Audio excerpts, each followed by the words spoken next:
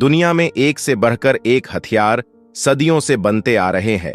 हर देश की मजबूती उसकी सैन्य शक्ति पर निर्भर होती है, और सैन्य शक्ति जब मजबूत होती है जब उसके हथियारों का अच्छा खासा बेड़ा हो। आज हम आपको दुनिया के इतिहास में मौजूद कुछ ऐसे ही हथियारों के बारे में बताने वाले हैं जो कि 2 बड़े फुटबॉल के मैदान के बराबर जितने हथियार हैं।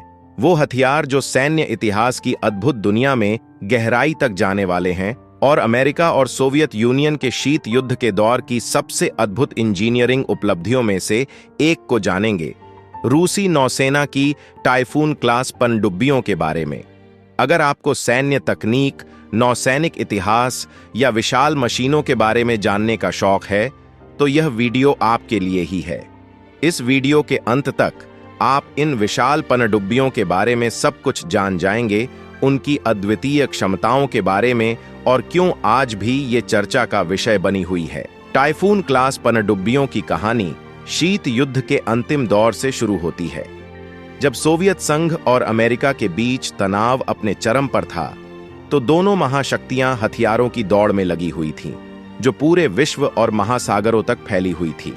सोवियत संघ ने यह तय कर लिया था कि वह अपनी नौसैनिक शक्ति के रूप में एक ऐसा पनडुब्बी बनाएगा जो आर्कटिक की कठोर परिस्थितियों में जीवित रह सके और परमाणु मिसाइलें लॉन्च करने के लिए एक अजेय मंच बन सके। टाइफून क्लास पनडुब्बियां सबमरीन इस चुनौती का जवाब थी। रूस में इन्हें प्रोजेक्ट 941 अकुला, जिसका अर्थ शार्क है, के नाम से जाना जाता है। इन्हें एक ऐसे अत्याधुनिक हथियार के रूप में डिजाइन किया गया था जो शीत युद्ध के दौरान अगर कभी तीसरा विश्व युद्ध हुआ तो भयावह परमाणु हमले अपने दुश्मन के ऊपर कर सके। टाइफून क्लास पनडुब्बियां कुछ भी कम नहीं है। ये पनडुब्बियां 175 मीटर लंबी होती हैं, यानी 2 फुटबॉल मैदानों के बराबर। जब ये डूबी होती हैं तो ये 48,000 टन तक का भार लेती हैं, जो अब तक की सबसे बड़ी पनडुब्बियां बनाती हैं। अगर किसी और सबमरीन से इनकी तुलना करें तो ये अमेरिकी ओहायो क्लास पनडुब्बियों से भी 2 गुनी बड़ी होती हैं, जो स्वयं में बहुत बड़ी होती हैं।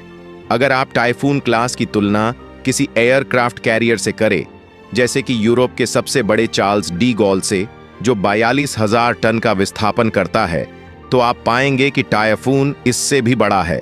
सोचिए, एक पनडुब्बी जो एयरक्राफ्ट कैरियर से भी बड़ी है। लेकिन टाइफून क्लास का आकार सिर्फ दिखावा करने के लिए नहीं है, इसका बहुत ही साफ मनोवैज्ञानिक कारण है। ये पनडुब्बियां 20 सबसे बड़ी सबमरीन लॉन्च की जाने वाली बैलिस्टिक मिसाइलें R-39 रिफ ले जाने के लिए बनाई गई थीं। इनमें से प्रत्येक मिसाइल स्वयं में विशाल होती है, जिसका वजन 84 टन होता है, और यह 10 परमाणु वॉरहेड्स को 8,000 किलोमीटर से अधिक की दूरी तक ले जाने में सक्षम होती है। इसका मतलब है कि एक टाइफून क्लास पनडुब्बी आर्कटिक जल क्षेत्र से अमेरिका के कई लक्ष्यों पर हमला कर सकती है। टाइफून क्लास की सबसे अद्भुत विशेषताओं में से एक है इसकी डिजाइन। इन्हें आर्कटिक सर्कल की मोटी बर्फ के नीचे काम करने के लिए डिजाइन किया गया था, जहां इन्हें ढूंढना और हमला करना बहुत मुश्किल होता। इनकी मजबूत बाहरी दीवारें बर्फ को तोड़कर सतह पर आ सकती थीं, लेकिन ये ज्यादातर बर्फ के नीचे छिपी रहती थीं। मिसाइल लॉन्च करने के आदेश का इंतजार करती थीं। टाइफून क्लास के अंदर 5 दबाव कक्ष होते हैं। इससे पनडुब्बी की ताकत बढ़ती है और यह सुनिश्चित होता है कि अगर इसके एक या अधिक कक्षों में कुछ नुकसान हो जाए तो भी यह जीवित रह सके। इन पनडुब्बियों के अंदर 160 क्रू सदस्यों के लिए आरामदायक स्थान होता था, क्योंकि वे 120 दिनों तक समुद्र में रह सकते थे। टाइफून क्लास इतनी बड़ी थी कि इसके अंदर एक स्विमिंग पूल जैसी सुविधाएं भी थीं, जो क्रू को लंबे समय तक पनडुब्बी के बंद वातावरण में रहना आसान बनाती थीं। शीत युद्ध की समाप्ति और सोवियत संघ के बाद की रूस की आर्थिक गिरावट ने इन पनडुब्बियों को संचालित करने के लिए बहुत महंगा बना दिया। 6 टाइफून क्लास पनडुब्बियों में से केवल एक ही आज सेवा में है, TK-208 दिमित्री डोंस्कॉय। बाकी या तो स्क्रैप कर दी गईं या बंद कर दी गईं और कुछ आर्कटिक शिपयार्ड में जंग खा रही हैं। बचे हुए टाइफून क्लास पनडुब्बियों को अन्य भूमिकाओं के लिए पुनः उपयोग करने के प्रस्ताव भी थे, जैसे कि इन्हें आर्कटिक बर्फ के नीचे नेविगेट करने में सक्षम कार्गो शिप में बदलना या इन्हें क्रूज मिसाइल वाहक के रूप में पुनः कॉन्फ़िगर करना। ये विचार दिलचस्प थे, लेकिन उच्च लागत और अधिक कुशल विकल्पों की उपलब्धता के कारण इन्हें लागू नहीं किया गया। रूसी नौसेना ने अपने कुछ पुराने डेल्टा क्लास पनडुब्बियों और नए बोरे क्लास पनडुब्बियों को सफलतापूर्वक पुनः उपयोग किया है, जो पहले टाइफून क्लास द्वारा निभाई गई रणनीतिक मिसाइल भूमिका को पूरा करते हैं। ये नई पनडुब्बियां छोटी, अधिक गुप्त और संचालित करने के लिए कहीं अधिक लागत प्रभावी हैं, जिससे वे रूसी नौसेना के लिए अधिक व्यावहारिक विकल्प बन गईं।